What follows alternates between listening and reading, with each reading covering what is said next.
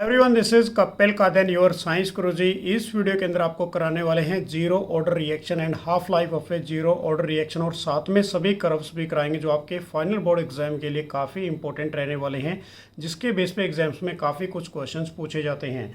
तो वीडियो को अंत तक जरूर देखते रहिए, और जो भी फ्रेंड्स मेरे साथ फर्स्ट टाइम जुड़ रहे हैं तो चैनल को सब्सक्राइब जरूर कर लें। तो सबसे पहले हमारे पास definition of a zero order reaction कि it means that the rate of a reaction is proportional to the zero power of a concentration of a reactant. तो ये डेफिनेशन रहेगी हमारे पास zero order of a reaction की।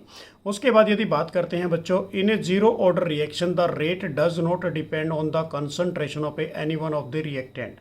ये आपके लिए एमसीक्यू क्वेश्चन बन गया, काफ़ी इंपॉर्टेंट क्वेश्चन बनता है। ये हर बार एग्जाम्स में पूछा जाता है कि जो रेट है बेसिकली जीरो ऑर्डर रिएक्शन के अंदर, वो डिपेंड नहीं करता, does not depend on the concentration of any one of the reactant के ऊपर।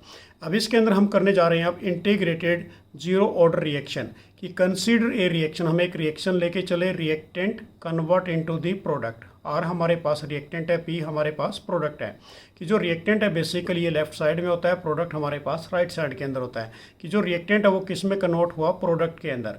अब इसकी आपने क्या करनी है, डिफरेंशियल रेट इक्वेशन करनी है। तो डिफरेंशियल रेट इक्वेशन हमारे पास क्या बनेगी कि rate is equal to minus differential, उसके बाद concentration of a reactant divide by dt is equal to के हमारे पास rate constant, the concentration of a reactant की पावर क्या है, जीरो। वो आपने ऊपर जस्ट डेफिनेशन में की।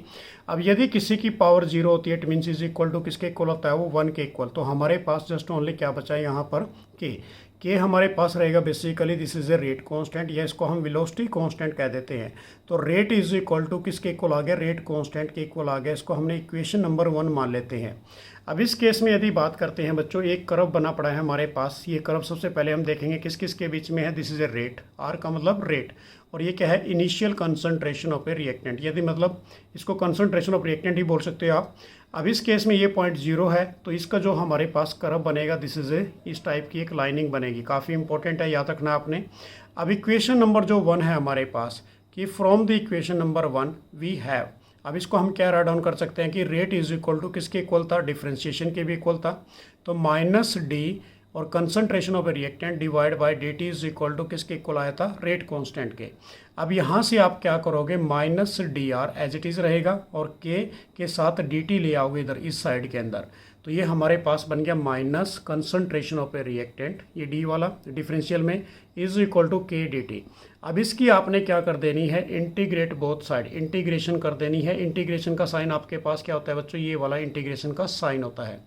अब इसमें माइनस का साइन एज इट इज़ है, तो इंटीग्रेशन डी और concentration of a reactant is equal to K constant है, उसकी इंटीग्रेशन नहीं होती, इसको आप बाहर राइट डाउन कर लोगे। उसके बाद इंटीग्रेशन ऑफ ए dt की इंटीग्रेशन करेंगे। अब यदि हम इसकी इंटीग्रेशन करते हैं, डिफरेंशियल से इंटीग्रेशन कैंसिल हो जाती है बच्चों, तो सिर्फ क्या बचता है, माइनस और कंसंट्रेशन ऑफ ए रिएक्टेंट, और के हमारे पास डिफरेंशियल से इंटीग्रेशन कैंसिल, तो सिर्फ क्या बच गया, टी बच गया।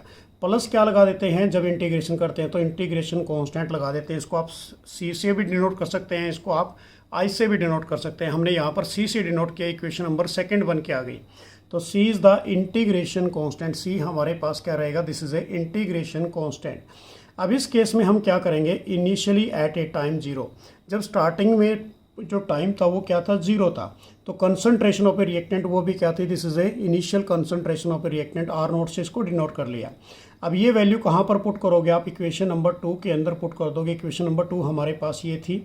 अब इस केस में आर की तो वैल्यू क्या पुट कर दी बच्चों आपने, concentration of A initial reactant की वाली, आर नोट वाली।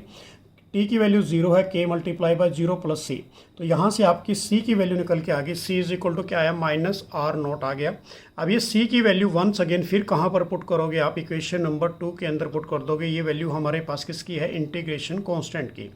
Using the equation 2 we get, अब हमें क्या निकल के आया बेसिकली बच्चों, यदि इक्वेशन 2 की बात करें, minus concentration of a reactant is equal to K T, और सी की वैल्यू क्या निकाल दी आपने यहाँ से, माइनस आर नोट निकाल दी, ये आर नोट लिख दिया।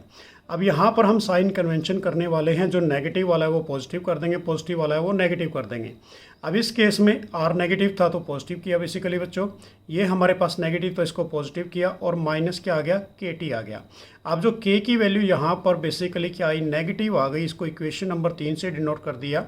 अब इसके अंदर जो हमारे पास कर्व बनेगा, अब कर्व काफ़ी इंपॉर्टेंट है, किसके बीच में बनने जा रही है, this is A concentration of a reactant और टाइम के बीच में, तो नेगेटिव स्लोप बनेगा। नेगेटिव स्लोप का मतलब है नीचे की तरफ जाएगा, ये मैं आपको मेंशन करा के दिखाता हूँ यहाँ पर।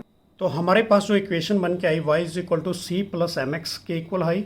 अब इस केस में किसकी बात कर रहा था मैं, कर्व की बात कर रहा था। This is A concentration of a reactant और टाइम के बीच में स्लोप क्या बना हमारे पास, नेगेटिव बना। नेगेटिव का मतलब क्या है, माइनस के।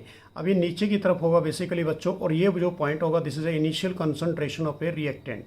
अब equation 3 we can write down, तो तीसरी को हम जो इक्वेशन है वो कैसे लिख सकते हैं, जो आपने पीछे की, K T is equal to minus initial concentration of a reactant minus क्या करोगे, बेसिकली यहाँ पर कंसंट्रेशन ऑफ ए रिएक्टेंट।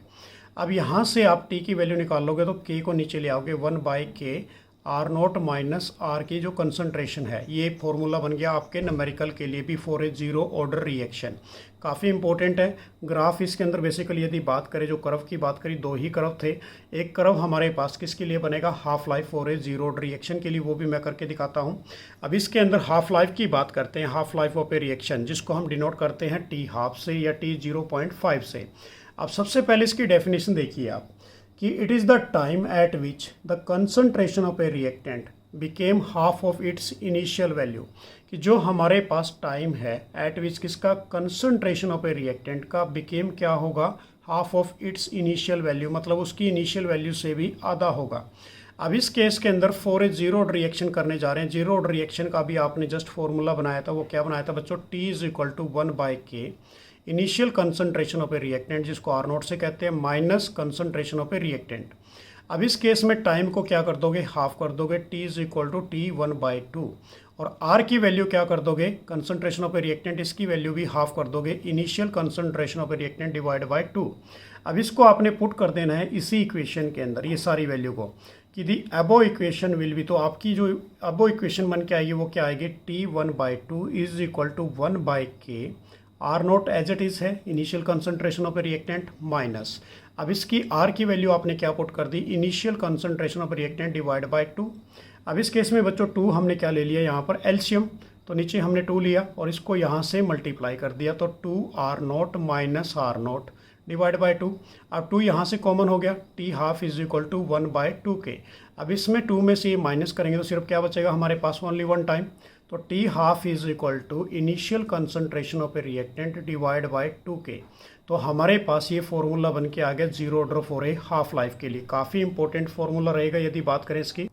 अब यदि कर्व की बात करते हैं for a half life for a zero order reaction, तो हमारे पास जो कर्व बनेगा टाइम हाफ, टी हाफ के बीच में और basically initial concentration of a reactant के बीच में, ये पॉइंट हमारे पास ओरिजिन पॉइंट रहेगा। तो सिर्फ क्या बच के आया बच्चों, 1/k बच गया है। तो दिस इज ए स्लोप, कौन सा स्लोप बना हमारे पास, 1/2k वाला स्लोप बना, पॉजिटिव स्लोप है तो स्ट्रेट लाइन निकल जाएगी।